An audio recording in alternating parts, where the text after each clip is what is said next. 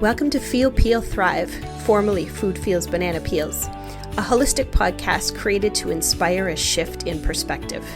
Here, we explore what it really means to feel, peel back the layers, and thrive from the inside out. Each episode invites you to consider a shift in your perspective on what it truly means to be healthy, beyond quick fixes or trends, and to see wellness as an empowered, inside-out journey rooted in awareness, accountability, and self-trust. I'm your host, Laura Pfeiffer, and I'm here to guide honest, heart-centered conversations that help you reconnect with your body, realign with your values, and live with greater clarity, connection, and vitality. Because when we learn to feel, we can heal. And when we peel back the stories that hold us back, we make space to thrive.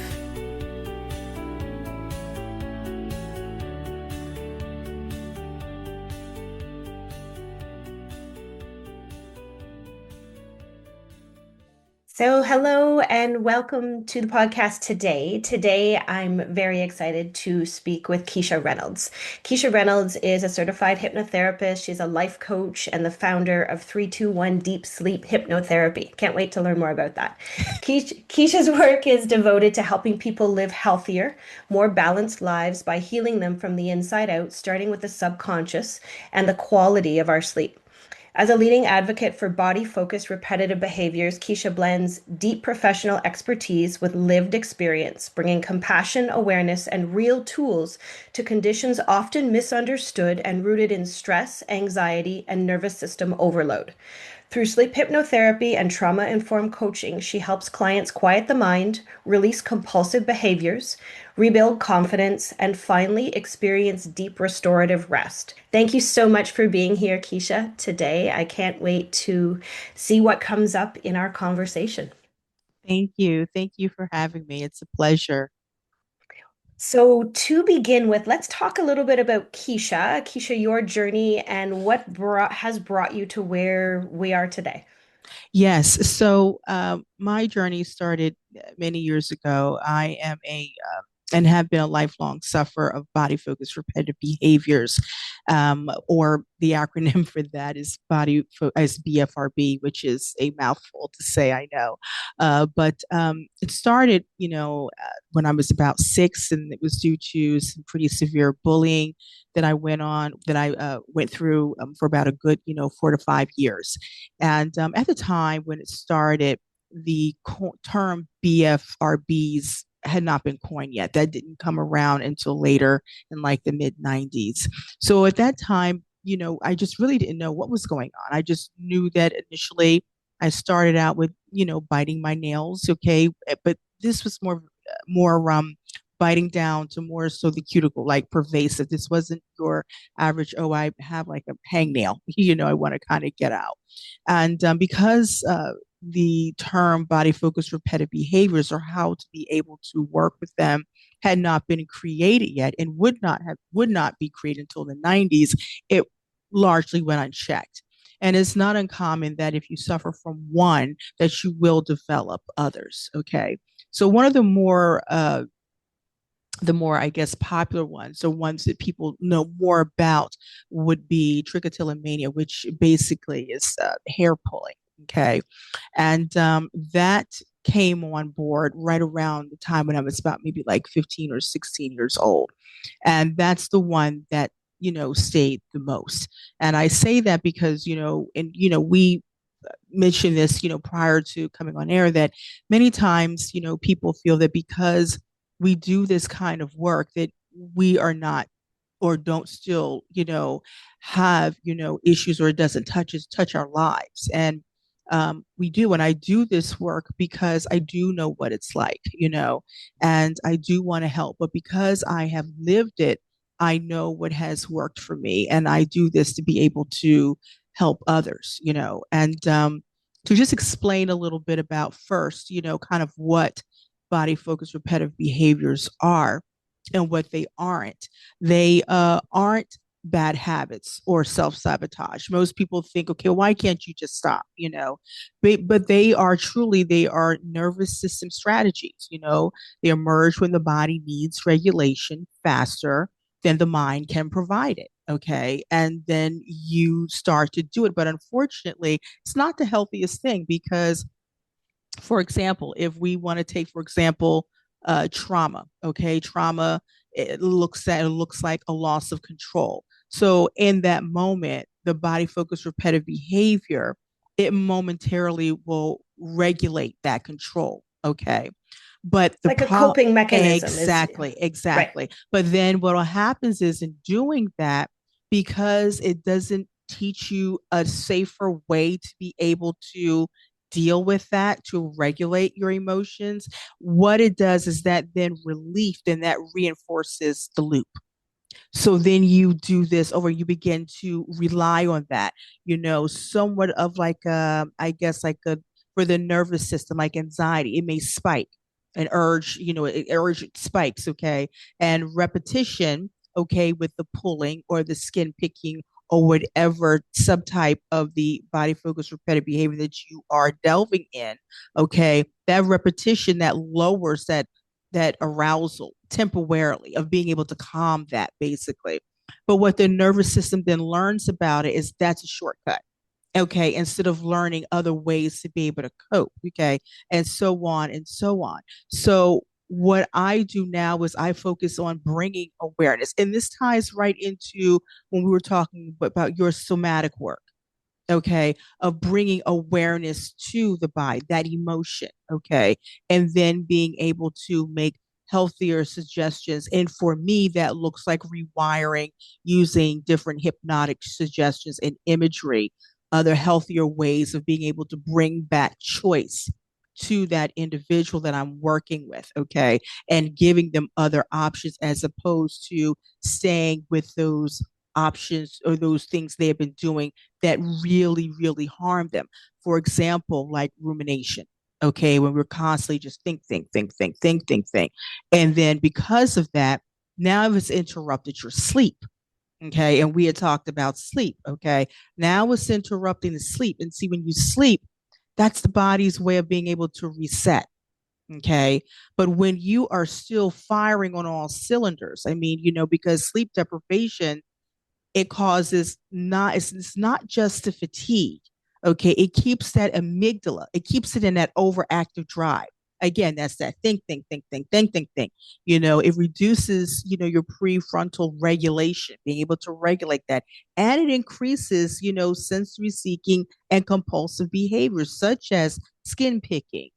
That also goes with like the grinding of the teeth, biting inside the cheek, biting the fingernails pervasively, okay, and he lowers your emotional tolerance for the next day. So that means that something happens because now your tolerance is lower because you're not able to fall on something else. That's the very first thing you go to, the very time it's like, okay, now I've relearned this toxic behavior, okay, which could go back to overthinking and therefore creating that cycle. Because overthinking, it's interesting,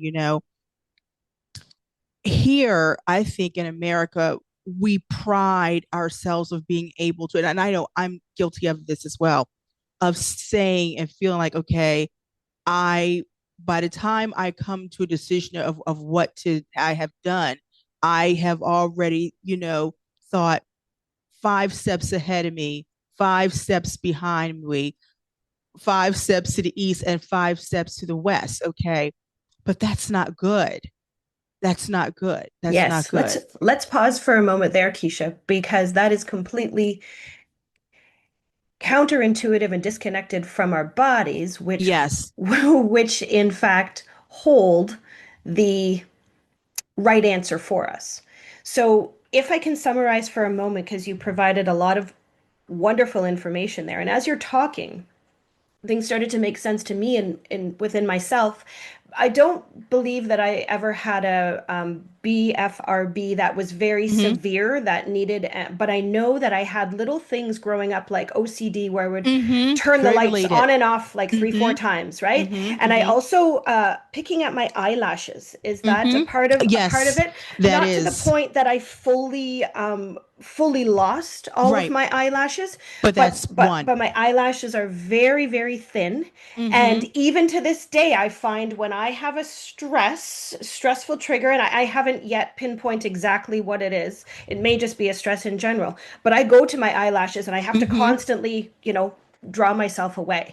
So, Mm-hmm. so these are some other small things that we, as you're talking, I'm also wondering, like, what are some other things that people generally do when their nervous system is not regulated? They're using as coping mechanisms. We know the traditional that they're moving toward drugs and alcohol and those kinds of things. Can you think of other things that you could fill us in on? Because this might be kind of triggering for some people. Hang on a second. You know what? I always do this when I'm stressed. For Mm-hmm. me, eating was huge, Mm-hmm. like eating Mm-hmm. large quantities of a food Mm-hmm.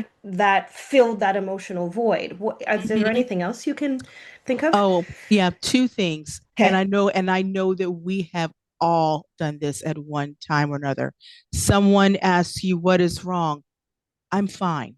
Mhm. I'm fine. Right. You're not fine, but that's what we go to is I'm fine. Stuff Okay. it down. Stuff it Yep, down. yep, Have yep, to deal yep, with it later, and yep, this is when yep. that compulsion comes Compartment out. compartmentalization. I'm Right. fine. Okay. And or perfectionism. Okay. Yes. It leads into perfectionism, that Yes. all or nothing way of thinking. Okay. Hmm. Like, and that was something that I dealt with a lot, Myself too. Yeah. perfectionism. Hmm. Okay. And even now I have to physically say to myself, because it's not enough for me to think it, I have to physically say it. Okay. You know what? I had three things that I wanted to get done on my list today.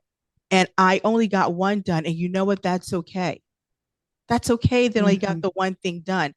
I was one, Laura, that I would literally, but when I wake up, I would have a list. One of my girlfriends would she would laugh at me because I would have 20 things on a list that I want to do, right? And she would say, okay, now you're only going to get maybe two of those done, right? And then it would be like, oh no, no, no. I'm going to get all like if I don't get 20, I'm definitely going to get like 15 done, making bargains with myself and then feeling Hmm. terrible about Yes. myself when I don't at least hit that 15, even if not 20, if I don't hit those 15 things. Hmm.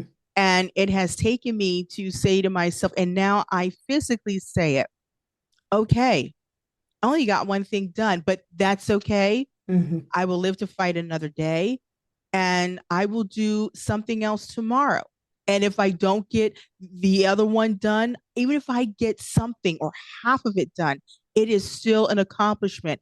We have to take into consideration what we feel is an accomplishment. Hmm. Okay. Sometimes accomplishment is literally just waking up in the morning because we aren't promised tomorrow, and I don't know in terms of where a lot of your listeners are from a spiritual capacity, but I am a believer, so I do believe in Christ, and I do give gratitude, I give thanks in the morning because it's kind of like, okay, God, let's ready, set, go. You got me this far, my eyes are open, my feet Hmm. may or getting ready to hit the floor. So we'll go from there.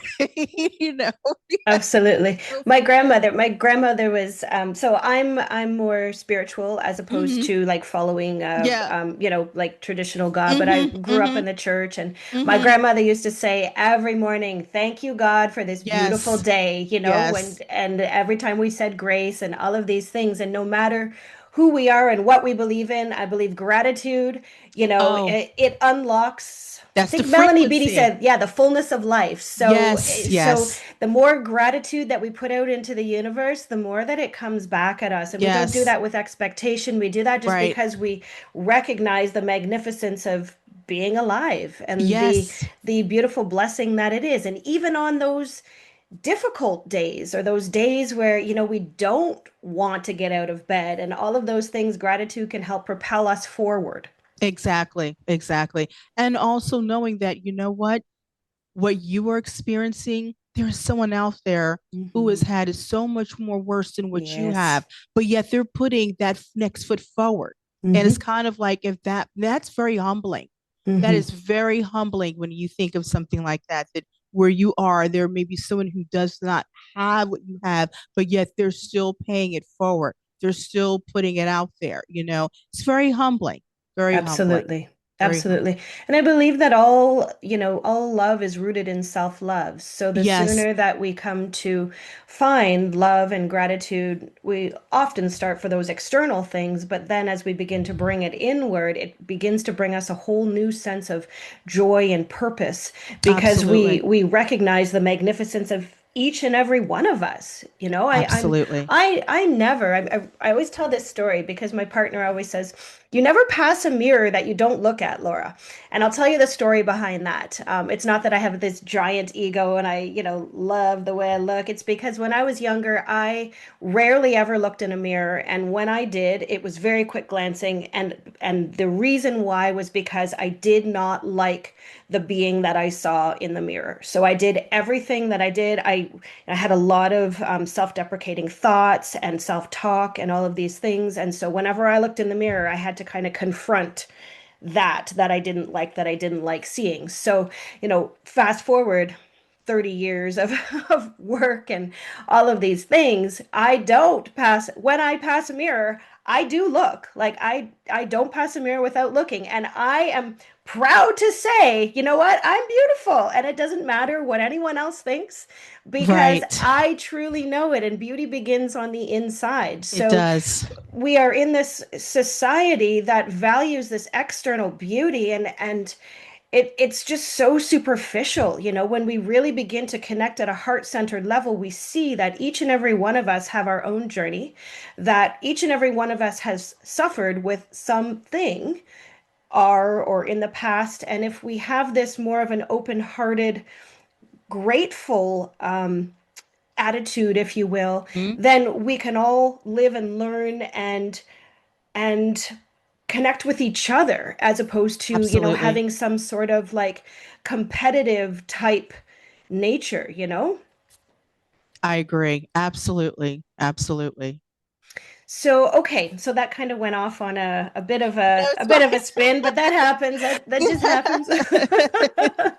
So let's talk a little bit more, Keisha, about I feel like what we'll do is we'll talk a little bit about sleep and then will hypnotherapy then begin to, when we discuss that, that will cover a little bit about the BFRBs and the sleep together. Is that Sure. fair to say?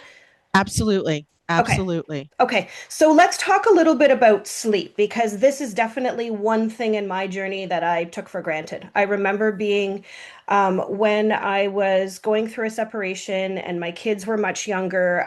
And I was stressed to the nines, working Hmm. across the city, commuting at a job that just felt like it sucked the soul out of me every day. I remember coming home and I had these giant bags under my eyes, and my son might have been 12 at the time. And I remember saying to him, honey, do you see these bags? I don't know what to do, just kind of being beside myself. And he said, Mom, you just need to get more sleep. And I was like, oh my gosh, this kid is so right. Like, what am I missing in my life? It's sleep. It's sleep. It's And sleep. I think a lot of us take it for granted. We do. And the thing of it is that we shouldn't. Okay. And it took me a while to get to realize this that it's linked to so many things. Do Hmm. you know that your blood pressure won't even return to normal if you consistently don't get sleep? Okay. It Hmm. will, and this is important, especially if your listeners suffer with hypertension, and even if they're taking medicine, okay, and it's regulated, you need restorative sleep. It resets the body. It drops the cortisol, it resets the body. You need the sleep. And You're, I'm go ahead, I'm sorry. Well, I was going to say because you started talking about the physiological effects. Let's go into Yes. that because a lot of people have no idea that you're not, just sleeping to close your eyes. You talked about cortisol, you talked about blood pressure. We know detoxification happens Mm-hmm. while we're Mm-hmm. sleeping, and detoxification is imperative for moving toxins through the gut and out of our system. And if we don't have that, then we get a backup of toxins, and your gut is the seat of your essentially your nervous system and your brain health and all of these things, your immune system. So it's one of those. important things again that we're taking for granted. What else, Keisha, can you add to that physiologically? Even just healing, just, even just physically healing. Mm-hmm. Okay. I remember, and I remember I had, and this is, kind of minor. I had a cut that I had on my arm. Okay. And I noticed that when I wasn't really sleeping, that cut didn't really heal that well. It took a while, but I Mm-hmm. remembered even just going to bed, and just getting a good 5 to 6 hours. When I woke up the next day, I started to see the scab, started to see it kind of scab over. So that shows you that the body resets not only emotionally, mentally, but physically, Mm-hmm. okay, as well. Okay. Mm-hmm. So, and if that happens to a cut, can you imagine to your entire system? Mm-hmm. How when you sleep, how it will restore. One of the things, and I will tell you that when I'm usually in combined, like doing coaching and hypnotherapy, okay, with this, especially with hypnotherapy, we usually start out with imagery. Okay, and we have hypnotic suggestions. And one of the things I say, especially when we're working with in terms of like stress transitions and sleep, okay, one of the things that I actually say is that internal stability replaces external uncertainty. Mm-hmm. That's one of the Like hypnotic that. suggestions, and that sleep deepens as predictability, lessens. Okay. Mm-hmm. That's one of the things that I focus on, so I really, really believe this stuff, and it returns, the transitions that integrate without overwhelm. Okay. Different transitions they integrate without overwhelming, meaning without overwhelming and overstimulating your system. So those are some of the hypnotic suggestions that I say to my clients. And then they replay that over and over. Beautiful. Yeah, I could see. I mean, there that speaks to the deeper levels of the nervous system, right? That Yes, yes, subconscious. A lot of yes. people, a lot of people aren't aware that 90% of what we hold is actually held subconsciously. So we think with our minds that we have, say, control over something, but when it really comes down to it, it's the deeply rooted subconscious that really controls our entire lives, really, the way that we Exactly. react and all of these things. So, you know, part of my journey has been definitely getting myself out of that fight or flight, and Yes, getting yes. into that rest and digest, that state whereby my body can repair and heal. And for so many in our population, we have been conditioned that fight or flight is normal, It's and not. and it's not, and our bodies can't regenerate. We have more chronic illness and disease than we have ever seen, and we have now it's spilling over into our children and our younger Mm-hmm. generations. Mm-hmm. And Mm-hmm. to me, having the journey that I've had, it makes complete and total sense why all of these things have happened over these decades. And so it becomes, and you mentioned this earlier, you said physical, mental, emotional, and then the other body that I work with is the spiritual. And so Yes, we are these beings, these whole beings, but we often don't look at the sum of all of our parts. exactly. So, a lot of people think physical body, physical body. Yes, we need to learn about our physical bodies, treat and nurture them with what serves us as individuals, but we also need to continue to work into the mental, emotional, and spiritual aspects of our being. Because in Yes, my health journey, until I looked into that mental, emotional, the physical could not be repaired, until I looked into the spiritual, the fact that I was so disconnected from my purpose and life and gratitude and all of mm-hmm. these things. We are these like simple but complex beings because we are so uniquely individual. Exactly. And this is where I Exactly. feel that, the framework of modern medicine, it's continuing to show how it is failing for most people. I mean, I always say that modern medicine saved my life when I was in acute pain, trauma, sepsis, when I was Mhm. dealing with that. Modern medicine saved my life. I am grateful for it all the time and use Yes. it when I need to. However, it is holistic practices, health, tools, food, supplements, these kinds of things, as well as my practices that have helped me to find that internal balance, stability, and health, optimal health that, that I had been seeking for so many years. And that's why, that magical pill theory, like, That doesn't work. there isn't It's not one. there. Yeah, it's not even We there. It's have to non-existent. work. I'm sorry, Exactly. but we Yeah. have to work at it. Like, we didn't come here to be fed a pill and life to be grand. I mean, Thank you. when I was on my SSRI, sure, I was fed a pill and I was kind of Right. walking around like a bit of a zombie most of the time, not Yeah. feeling anything and whatever. So, I mean, those and that for some people is probably a little bit upsetting to think that there's no magical, you're going to come for one session, you're going to be Hmm. cured, you're going to take one pill, you're going to be cured. Like, it's not like that. We are so No. complex. Right. And you mentioned something, you were talking about 30 or 40 years in terms of experience something. So it's like, can we talk about transgenerational? Okay, how this Hmm. is passed down. Yeah.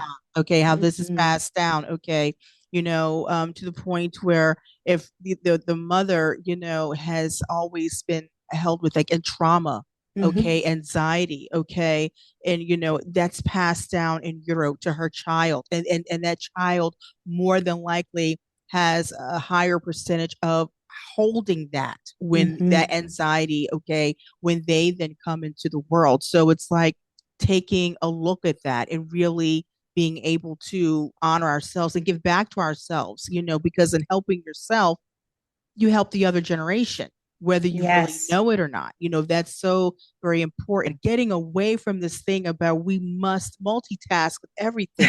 What? Yes. We're Yes. just like, stop. Yeah, it's like One this thing. this chronic, but it's that chronic need for that instant gratification Yes, and yes. and something to take us away from what really is, which is ourselves in the present moment. And it's that Right. that distraction. So no matter how we distract ourselves with food or drugs or these BFRBs or Yes. or Instagram and all these, like, no matter what, we have to recognize that it's a distraction. And Yes. when we recognize that this is a distraction, it's distracting us from something. And so, what is it that we are not willing to see or acknowledge? Likely because it's painful, because we Right. as humans try to avoid physical, emotional pain, right? We're Right. trying our Right. best to avoid these things. But what if, and I say this a lot with clients, what if that pain was there as a messenger and trying to tell you something? What if Yes. those emotions that are manifesting in your body as physical pain, because emotions are energy in motion, and when we don't feel them, then they're going to store. They're going to Exactly. store in the tissues and the organs, all of these things, and eventually Mm-hmm. manifest in different ways. And so, if we can listen to them early on, we can learn how to do it, then we can avoid some of these major illnesses Mm-hmm. and chronic issues that we're finding in society. So, whether we're young or we're old, I feel that this applies or this could apply. Absolutely. Absolutely. Absolutely. We talked about the physiology of sleep. What do clients generally present with for issues with their sleep? What are people coming to you for with sleep issues? It's actually, for the most part, it's regulating the nervous system. So by able to kind of regulate that nervous system allows them to be able to feel safe. So using hypnotherapy to retrain the nervous system to feel safe at night. That is Okay. that is a big one, because for many people, especially those, who have experienced trauma, anxiety, or even chronic stress, nighttime also, it feels very, very vulnerable. Mm-hmm. Okay. So, there are few distractions, which means less control and more internal awareness. Okay. So, what Yes. hypnotherapy does is it helps the nervous system to update outdated messages. For example, like, I need to stay alert. Do you need to? No, you don't really need to stay alert. It's time to shut down. It's time to Mm-hmm. shut down. Okay. Rest is unsafe. Is it really? No, it's actually quite safe. In fact, you're unsafe if you don't rest. Okay. If I let go, something bad will happen. No, nothing's going to happen, but you're going to go to sleep. You're going to get the Hmm. rest that you need. You're going to get up the next day and we're going to tackle this again tomorrow. That's all that's going to happen. So through imagery and suggestion, the body then learns a new association, and that begins to look like, night equals safety and sleep equals restoration. Right. So it begins to change that cycle that we talked Rewiring. about, right? Yes, it's Yes. rewiring the subconscious, as one sleeps. And that's one of the things that has drawn me to hypnotherapy because it literally rewires, okay, that pathway. It really does. That neural pathways. It really rewires it, and that's what draws me to it. Right. And I believe more and more science is proving, and I mean, I believe that a lot of things were evident for a long time in many other um, societies and different philosophies like Eastern philosophies and things. But science is beginning to prove more and more and more that that nervous system is at the seat of our health or Yes. our dis-ease. So there are all these different ways, which I love. I have personally never experienced hypnotherapy. Now, that being said, one of my main shamanic teachers, who I love, who I interviewed a little while ago, Pete Bernard, on the podcast, he also does hypnosis. So there may Mm-hmm. have been some hypnosis suggested stuff while I was Yeah, learning. I yeah. wouldn't be surprised. Yeah. But I've never actually had a hypnotherapy session. But I just love that there are so many different avenues, and that's what I try to present on the podcast. So many different avenues toward healing when we take the initiative and empower ourselves to look outside of the box, Mm-hmm. right? The Mm-hmm. box doesn't just have one thing in it. Or sorry, outside of it, right? It's not just, okay, everybody needs to now do hypnotherapy. Everybody Right. now needs to do energy healing. It's like, Right. no, there are all of these different options. But That you if have to you're choose from. inside the box, you're not going to see them.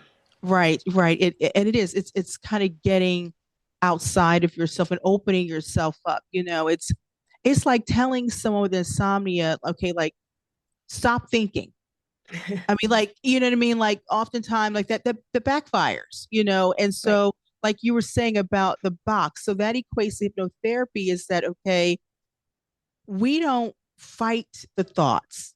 We understand thoughts come. Hmm. What we do is we change the relationship to them. Hmm. That's all that we do. So in hypnosis, thoughts are allowed to slow naturally. Okay. They're allowed to drift or move to the background. Okay. So the mind stops trying to then to control or stay in that box. It stops Hmm. trying to control sleep. Okay. Which, paradoxically, allows sleep to happen. Hmm. And this is especially, effective for anybody who has anxiety driven insomnia or like we're saying perfectionism as it's related to sleep issues or overthinking at bedtime. Like you hear people, my mind just won't shut off, Hmm. Hmm. that type of thing. Hypnotherapy, it works, and to your credit, what you do, it works at the somatic level, okay, by helping the body release tension Hmm. and emotional residue, okay, that interferes with rest. When the body settles, sleep then follows. And what a beautiful process that is. That Yes, drifting off into a nice, peaceful slumber without that, that busy mind, that tense body, all of these things, right? And this is what we all exactly. strive for and want. However, for many of us, it's elusive. So I love that this is yet another option. So let's talk a little bit about you've mentioned it a little bit here, but let's talk a little bit about a hypnotherapy session and what when somebody comes to you and you decide that hypnotherapy is appropriate for them, just to give them a brief idea of what goes Sure. on in a hypno session. So the first thing that we do is we, talk about what you're there for. Okay.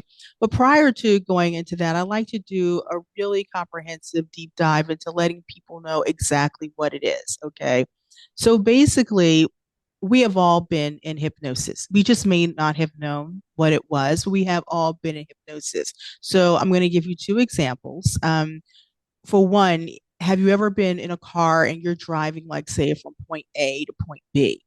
And you may be one of the days you might be listening to a song or you may be in deep thought, but all you know is that you're able to arrive at your destination from point A and you don't know how you got to point B. You just kind of get there and you're like, okay, well, I know I went down some roads, made some left turns, right turns, maybe stopped at a light or two.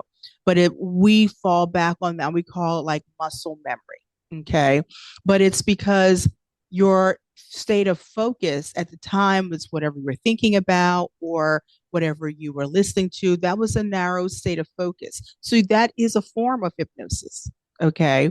Also, if you happen to be watching television and then someone were to walk up behind you and say you don't really know who it is in the beginning until maybe they call your name a couple times. And that's probably large in part because your focus, that narrowed state of focus, was on whatever you're watching. Okay. Okay. So honestly, that's all hypnosis is. It is a narrow state of focus, but except for when you're working with me, my voice becomes that narrowed state of focus. So it's no longer what you're thinking about as you are in, driving to your next destination. It's no longer what you're looking at on TV. Okay. My voice is that narrow state of focus. Okay.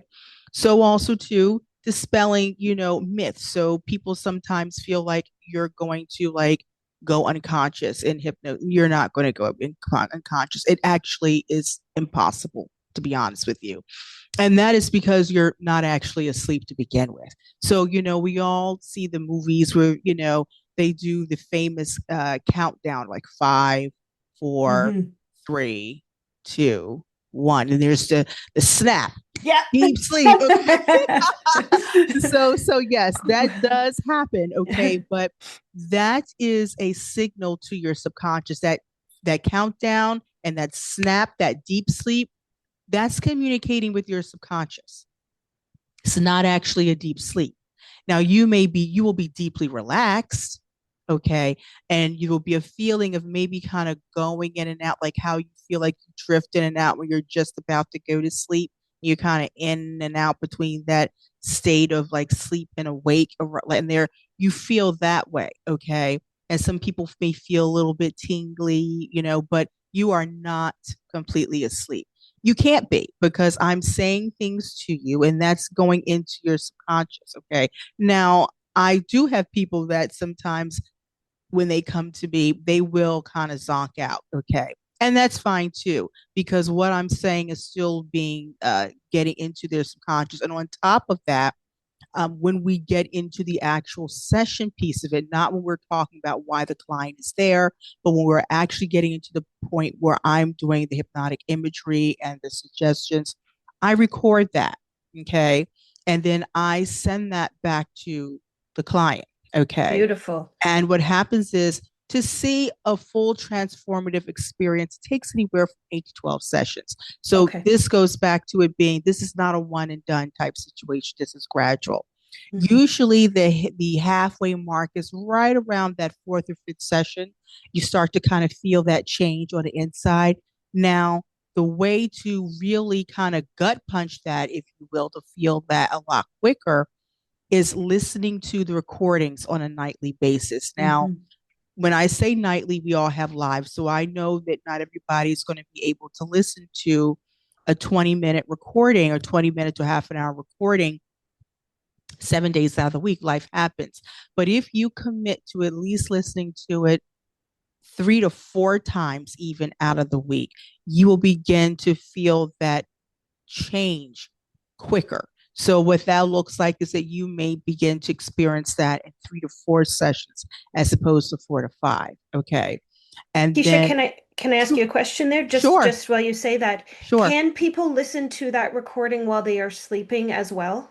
Oh yeah, I have a lot of clients that they will put that on. They kind of go to bed, like they will use that. They go to sleep with that, and it still plays because what happens is what I like to do, as opposed to just my voice, I do try to layer it over some soothing music, or something like that, so that it will really kind of relax you, and it's a combination of the induction, along with, going into the imagery and then into the hypnotic suggestions. But that's also layered over something that's, very soft and melodic that will kind of ease you into that and kind of make you feel very, very relaxed. So yes, yes. Beautiful. But one thing to be clear, this is not something that you listen to on your way home from work. You don't listen to this and Sure. drive, okay? Because it is designed to make you go to sleep, and we don't want any issues while you are driving, okay? Sure. And to that point, if you're listening to it in the beginning when you wake up in the morning, okay, or if you are listening to it and you know that shortly after you have something that you have to do and jump in a car like a couple minutes later to go take your child to dance class, or you have, somewhere that you have to be, that's not a good option either, because it's not good to listen to this and then go right and do something else. You want to give yourself time to come back into yourself. Give it at least about, yeah, maybe about a good 15 minutes or so, before you decide to, kind of chase down those titans of industry. You know what I mean? Okay. Just relax a bit. Drink Okay. some water. I always encourage people have something to drink there, okay? Because drinking water does bring you back into your body. It Okay. does bring you back. And the reason that I asked that is because, you said, well, you don't have to do it 7 days a week, but let's be honest here. Like, if we are committed to ourselves Yes. and to our path and to our journey and really wanting to release, Change. yes, and Hmm. create change, then we all sleep, or we at least try to. So we Right. all have that 30 minutes, whether Yes. whether it's waking time or while we're drifting off to sleep or whatever it Right. is, if we're committed to those changes. And this is where, as a coach, and I'm the same, we hold people accountable. And Accountable. that's why Right. working with someone who in that type of capacity helps to hold you accountable, because sure, 7 days a week, every week, okay, totally understand. But if you're committing to 2 days a week, but you sleep 7 days a week, how much do That's you really not want this change? exactly. So, I mean, I would encourage people at least, a good, 5 days out of the week, 4 to 5 days out of the week. I say 3 to 4 because I know life happens. But, Sure. if you're not listening 7 days, at least a good 4 to 5, Sure. is optimal. And, Okay. and no less than 3 to 4. Right. And I mean, this involves taking accountability for your own health. So you get Yes. to decide, how quick do you want to do this? Do you want to do Right. this in, fewer sessions, or do you want to keep seeing me for extended periods of time? You decide, right? Yes. And one of the things that I like to do is towards the very end of these sessions, I teach people how to do self hypnosis, Beautiful. because it's not that I don't love my clients to return, but return to me with something new. Okay. If Hmm. you need help on, my thing is to teach you to be able to help yourself. Okay. So when you start having certain feelings, now you have a library of recordings that I have recorded for you, because each week you get get a fresh recording. Okay. We change it up because it's just like anything else. When you exercise, if you don't change, your body adjusts to it. Okay. So then it may not work as effectively all the time. Okay. So each week you do get a fresh recording. Okay. And we're doing something new. And as a coach, and I'm sure you may be familiar with this, the framework that I use as a coach is the grow model. Okay, which is for goals, and then oh my goodness, I'm blanking. Grow goals, reality, okay, options, and then the way forward. Okay, that's an acronym. The grow. Okay, that's the grow model. So I base what I do as from a coaching perspective around that framework. Okay. And then along with that, then I bring in, the hypnosis for a more like a hypno coaching type of program. Beautiful. And I feel like we all have coaches and teachers and all these things, and we can take from them what works for us or what we align Right. with, and then we Right. begin to bring that to our clients. And for Right. me, it's always the coaches and the teachers and the mentors who taught me to take it from here. It's Mm-hmm. not keep coming back to me, keep coming back to me Right. because Right. you need me in order to resolve this issue. It's no, give me some tools and I'm the type of person that I'm going to do them because Right. I genuinely want to be free of this behavior or this pattern or whatever it is. And Right. so I continue to come back to this whole self-empowerment Mm-hmm. type, attitude. And we have to really ask ourselves, do I really want to resolve this issue? Because if I really do want to resolve this issue, then I also need to be willing to do the work that it's going to take to resolve Exactly. it. And so when you Right. have great coaches and teachers, then they're giving you what you need to do. Right. They're Right. giving you the opportunity to continue on, and then you come back when you need more support. Like you said, Mm-hmm. it's not keep Right. coming back to me all the time so that I can hold you and do the work for you because I'm not going Right. to. I'm not that kind of person. I'm not that kind of coach. I've done that before and it drains me. Right. So And it's you, frustrating. It's frustrating for you as the coach, but then also for the client as well, because the client then feels so dependent on you. And it's like, yes, no, I want to teach you, it's what is that? Teach a man to fish. Okay. Now he knows, the right. fish can feed himself at any time. Exactly. It doesn't have Exactly. to come, for the one prepared meal. So Yes. that is the whole basis behind this. Beautiful. I love that. So I have a question for you about proper sleep hygiene, because that's something that had come up for me in the journey, and I definitely work with when I'm coaching clients with sleep hygiene, because a lot of people probably don't even know what that term means right now. No, Um, right. for number one, and number two, when we look at what, the average kind of proper sleep hygiene entails, there are probably a lot of people who are doing maybe the opposite or not doing things that would be very, very helpful, even just in the beginning to change their sleep routines. Can Mm-hmm. you give us some tips about good sleep hygiene, Keisha? Well, for one thing, definitely, kind of, first of all, not eating late. Okay.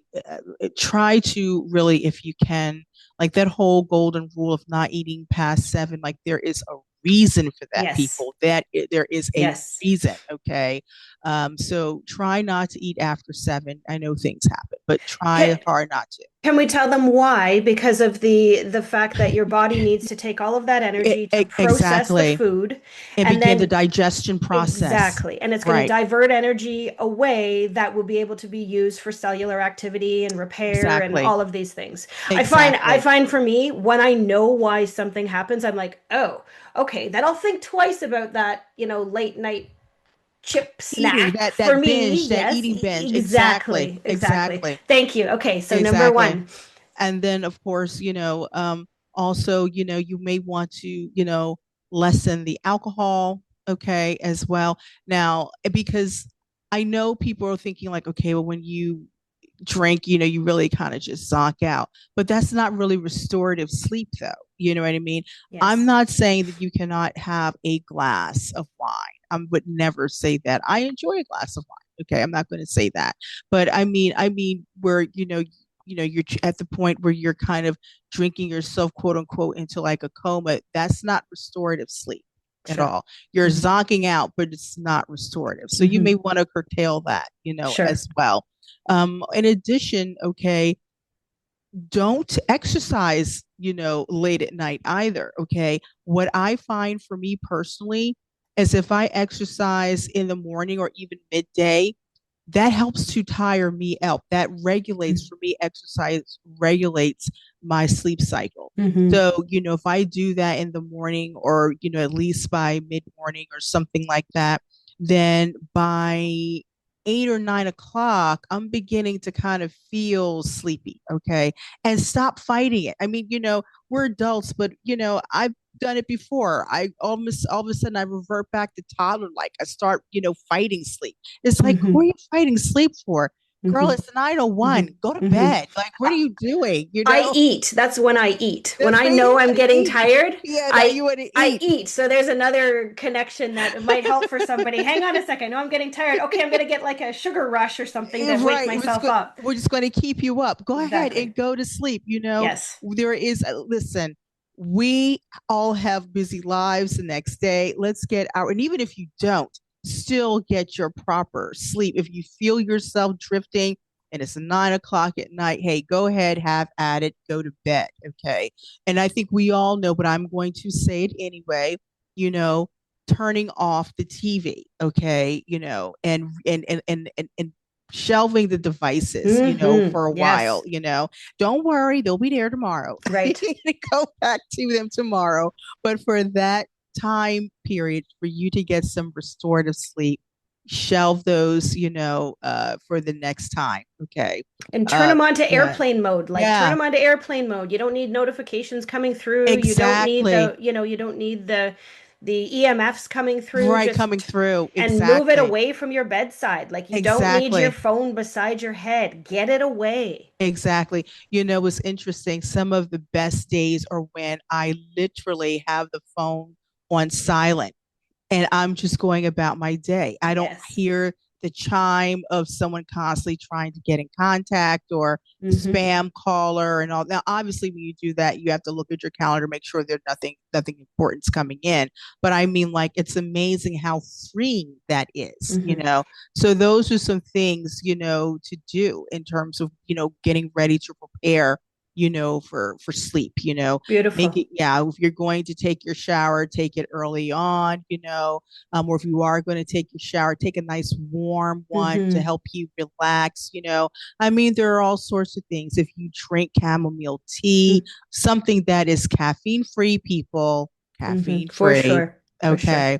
And also, too, one of the things that I'm going to mention, I look at this the same way as I do when it comes to the alcohol. I know that we have a lot of people out there that delve into cannabis, Hmm. products. Okay. Hmm. And again, a lot of it is, help is made to be able to help you sleep. Okay. But I think with me and my thought process is are you getting restorative sleep with that, or is it kind of almost similar to when you have alcohol, Hmm. and Hmm. we're all adults here. I've had a gummy or two before in my lifetime. Okay, I have had a gummy or two and have, had them that are supposedly geared towards going to sleep, but it didn't work for me, and I left them alone.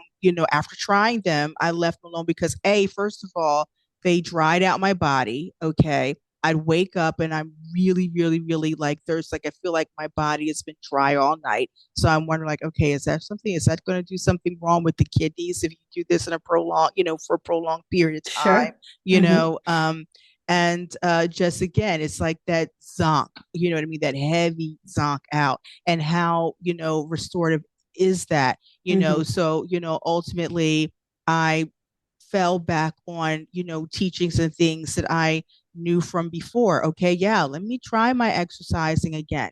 Let me go for my walk around 9 in the morning, or get on my tread climber around 7, or, and knowing that if I do that for me, for my system, if I know that if I work out consistently, like 3 to 4 days, out of the week, I naturally will, that will naturally trigger my sleep cycle where I will go to bed at a decent hour. Yeah, and I think that that's what it comes back to, Keisha, is we have to experiment and then learn what works for us. Because Exactly. what works for one person is going to be completely detrimental to another. And so Exactly. we have to play and navigate with, Right. what works for us. And I love when I talk about sleep hygiene, talking a lot about like almost like creating ambiance, right? So maybe you Yeah. have Yeah. soft lighting, close the blinds. You Yes. don't want a whole bunch of like light coming in when you're Right. trying to sleep, right? I wear an eye mask a lot, right? And I turn a lot and everything when I sleep, but I've found that that eye mask can help me, like, Mm. and especially if I need to catch an extra couple of hours because I don't sleep well around the full moons and when different Mm-hmm. things energetically are going on for me, I Mm-hmm. make sure that eye mask is on so that I have those extra couple hours even once the sun has come up. And then, like you talked about, having a shower, a warm shower, a Yeah. bath, putting on,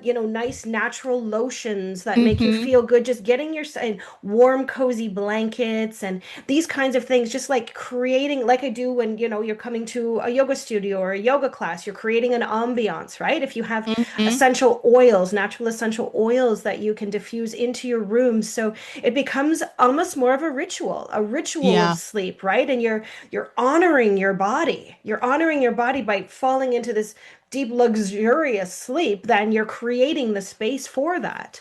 exactly. Exactly. Mm-hmm. Beautiful. So hopefully that helps um, people who are wondering, is my sleep hygiene good? Could it improve? And gives them some options to consider. And, even just experiment. Give yourself, 5 days or a week. Change some things that are manageable and then see where you're at.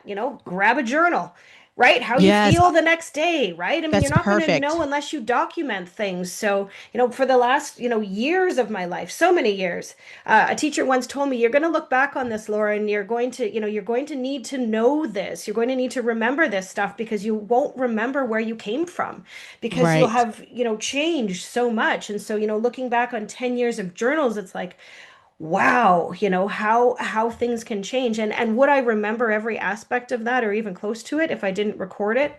Absolutely not. So even committing to that for 7 days, let's say, and Yeah, seeing how you're feeling after that time, implementing three or four of those tips that Keisha's brought up and just see how that feels.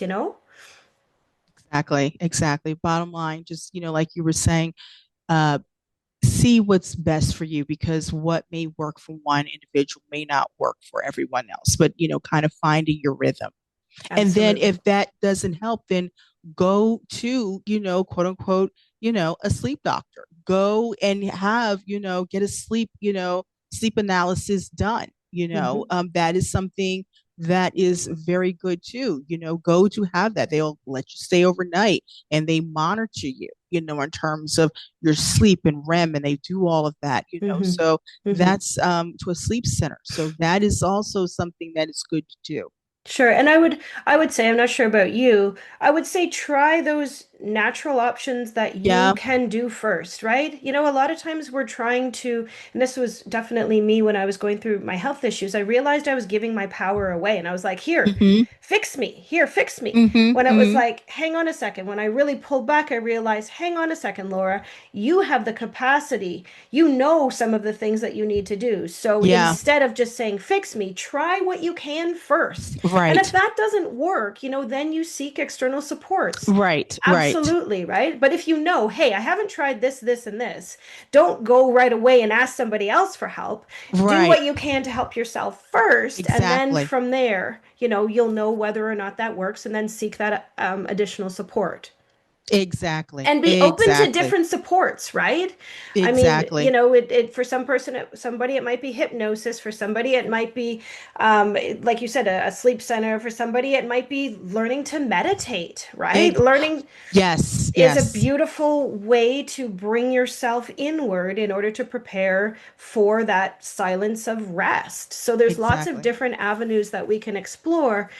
We just have to kind of take the blinders off in order to see that there's a lot more than maybe just say one or two providers can give you. Mm-hmm. Absolutely. For sure. So, Absolutely. Keisha, is there anything else that you wanted to tell our listeners? Well, yes.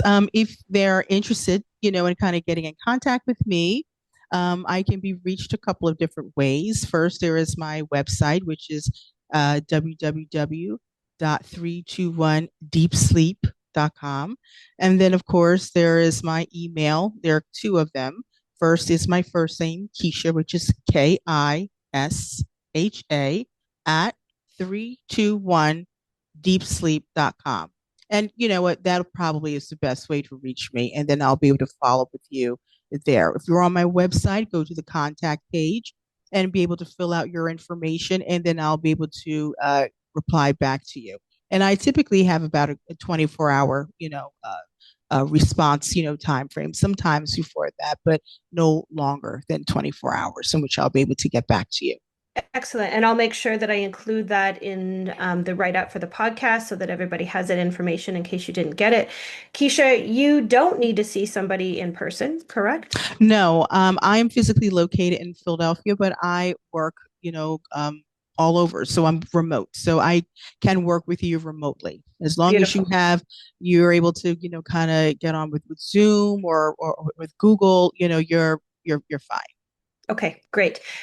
So in closing, I guess, if someone is out there who is listening, who is suffering right now with any BFRBs, who are struggling with sleep. What are maybe a couple of, initial recommendations that you would have for somebody that has just kind of begun to recognize that there may be some other options for them in the journey? Where would you recommend they start? Well, if you are dealing with in terms of with the body focused repetitive behavior, there are a couple ways that you can go. You can come see someone like myself, which is a clinical, a hypnotherapist. You can go to a traditional, therapist, and more than likely they'll probably try more so like HRT or habit reversal, therapy. Okay, but there is no pill for that. So we were talking about, not having, a pill. There's literally no pill for it. So you can try one of those different options. Okay. Now we are both good in terms of hypnotherapy or, traditional, therapist, standalone. But where we really shine many times is if you combine the two, because what happens is from a hypnotherapy standpoint, I focus on the subconscious and the therapist, be it a licensed clinical social worker, psychotherapist, psychiatrist, mental health counselor, they focus on your waking state or where we are now. Okay. So together we are really come from like a two-prong approach, but using both modalities singularly or individually also works as well. The important thing is that you start with something quickly as soon as you can. Great. Great. And then for people who have recognized, who are now recognized that they need some help with sleep, When where it do they begin? Well, when you are talking about sleep, so starting to do those things that we initially talked about, watching, with the levels of caffeine that you are eating or drinking throughout the day. Hmm. Okay. Uh, Doing things like, maybe incorporating some exercise to try to help with your sleep cycle earlier in the morning. Don't do it at night. Some people, Hmm. it will keep you up because it gives you Hmm. energy at night. Hmm. Doing things like turning off devices, coming to see someone like me who is a hypnotherapist. Okay.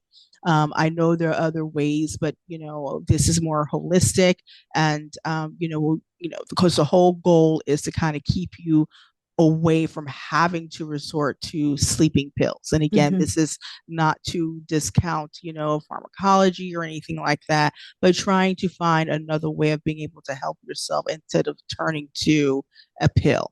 Okay. So in the beginning, those are some things that I would say in terms of when you're talking about sleep, but definitely, kind of reaching out, to someone such as myself, or even a traditional therapist as well to maybe go into, okay, why is it that you don't feel safe in this? Is it because this unsafe feeling that you're having is rooted in trauma that you had when you were a child, like Hmm. unlocking that, okay, to the Right. point of being able to move through that, okay, changing any distortions, that you have, or from a hypnotherapy perspective, we say known associations, changing those known associations and rewiring that mind, making it so that you know that sleep is means safe and rest equals safety, as opposed to it's something that, you feel fearful of and don't then want to shut your brain down for, so Right. things of that Right. sort. Yeah, Thank you. Well, you've made a lot of really great associations too over the course of our conversation as well, because I would imagine there are a lot of people who likely haven't associated the fact that they're trying to go to sleep, but they could be in a fearful state. exactly. And because we comb over reasons and rationales and all of these things, but sometimes it's a lot deeper. So, making those, beginning with the tools that you have, and then Yes. seeking supports of professionals, and I think also, I know in my own journey, I took a very kind of non-traditional holistic approach for the most part, other than needing medicine for certain things. And Hmm. that was an investment in my health. And I find that a lot of people are hesitant to, oh, it's not covered under an insurance, it's not this. And I really would challenge people to change their perspectives on that, because Yes. if you don't have quality of life, in my experience, I remember when I wasn't able to use my physical body, when my mind and emotions were in a state of disaster, like there was no quality of life at all. And so it Hmm. doesn't matter. It didn't matter how much money was in the bank at that time or Right, any of right. those things, right? I just wanted to do what I needed to do to feel better. And so sometimes that involves, maybe foregoing one thing over another. Maybe you Exactly. don't go get your nails done and get your feet done. I have nothing against that. Don't get me Right, of wrong. course, Everybody of loves some course. pampering. Yes. But what if you invested in maybe a therapist, or some sort of holistic practitioner, whatever it is, who isn't covered under your traditional medical plan, just to see, right? I mean, these are the ways that sometimes we rationalize things to ourselves. Oh, that's not covered, so it's not valuable. But in my own experience and the amazing people that I've talked to, including Keisha today, like, it just because you're not free, or you're not maybe covered under a medical plan, does not mean that you are not providing a very valuable service. So please, keep that in mind. Anyone who's listening and, using that kind of, I almost feel like it's a bit of an excuse at times. I will work with people. If people say, "Listen, Laura, I can't pay you right now," I'll work with you. Like, let's set up a payment plan. I would much rather you had my service and benefited and started to work with what you need to feel better, than to say, "No, I need all this money up front and I'm not willing to work with you." Right. There's always an option. So if you're working with an individual, a person, a practitioner who, in my opinion, has a big heart and understands the maybe the space that you're coming from, there's Hmm. always ways to navigate the financial area, in my own experience. And I agree with you there because I don't want anyone to feel that, they can't benefit from my service because of the cost. And Beautiful. and anybody who does, come through, as a client, from listening to this, I will also give 10% off. Amazing. There we Yeah, go. Thank you. Thank you, Keisha. absolutely, That's absolutely. amazing. Okay, so yeah, so hopefully you've made it this far in the podcast, because we had a great conversation today, Yes, and now you yes, know that Keisha is also willing to work with you and offer you 10% off of her services, which is an amazing gift. So thank you, Keisha, today, absolutely. for our chat, for being real and authentic, and sharing your experience and your knowledge, and all these tips for people to begin to just navigate their own issues that they are dealing with, maybe from a more compassionate perspective, knowing that others have been there, and knowing that there are more people out there to support and help like you. Absolutely. Thank you for having me. I appreciate it. My pleasure. Chat soon, Keisha. Okay. Bye Bye bye. now. Thanks so much for tuning in to Feel, Peel, Thrive. I'm so grateful you're here and part of this space for reflection and growth. If something from today's episode spoke to you, please share it with a friend or someone who might need it. And take a moment to rate, comment, or leave a short review for me on Apple, Spotify, or YouTube. It really helps the podcast to grow and keeps these conversations flowing to more people who are ready to shift how they see health and healing. Together, we can help more people feel, peel, and thrive from the inside out.